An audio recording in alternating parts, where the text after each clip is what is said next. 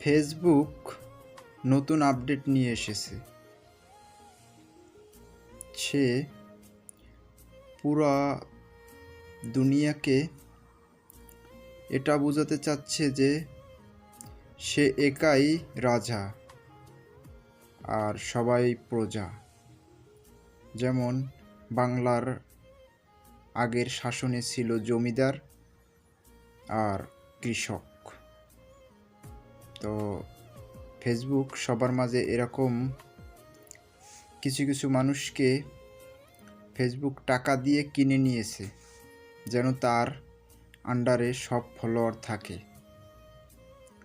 ফেসবুককে আপনারা সারাদিন সময় দিন, তাহলে ফেসবুক আপনাকে মনিটাইজেশন দিব, তারপর আপনার মূল্যবান সময়টাকে কেড়ে নিয়ে আপনাকে ধ্বংস করে দেব। এটাই বাস্তব।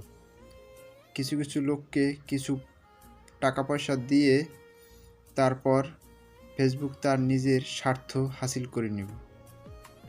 কারণ আপনি যদি নিজেই ফেসবুকের মতন কিছু তৈরি করেন তাহলে তো ফেসবুক চলবে না।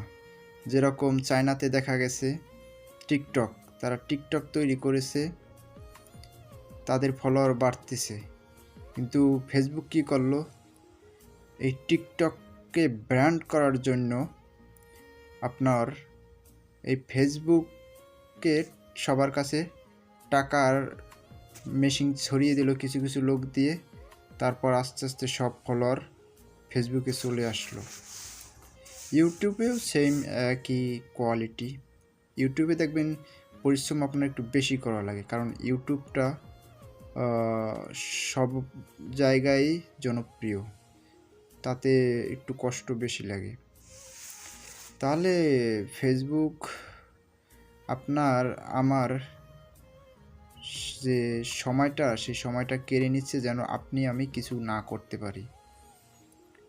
এজন্য যারা ফেসবুকে সারাদিন লেগে থাকে, যাদের কাম নাই কাজ নাই, যাদের কোনো কিছু পৃথিবীতে করার চিন্তাভাবনা নাই, তারা ফেসবুকে পড়ে থাকলে লাভ আছে। যাদের পৃথিবীতে কিছু করার চিন্তাভাবনা আছে তারা ফেসবুকে না পড়ে থেকে বাস্তবে কিছু করা উচিত। যারা আপনারা যারা আছি, যাদের চিন্তাধারার ভিতর আছে যে আমি নিজে কিছু করব, ফেসবুকের মাধ্যমে আমি কিছু করতে যাব না, আর ফেসবুকে আমার প্রয়োজন নাই, তাহলে দেখবেন যে আপনি ফেসবুকের প্রজা হবেন না, ফেসবুকের রাজা আপনিই হবেন। ধন্যবাদ সবাইকে।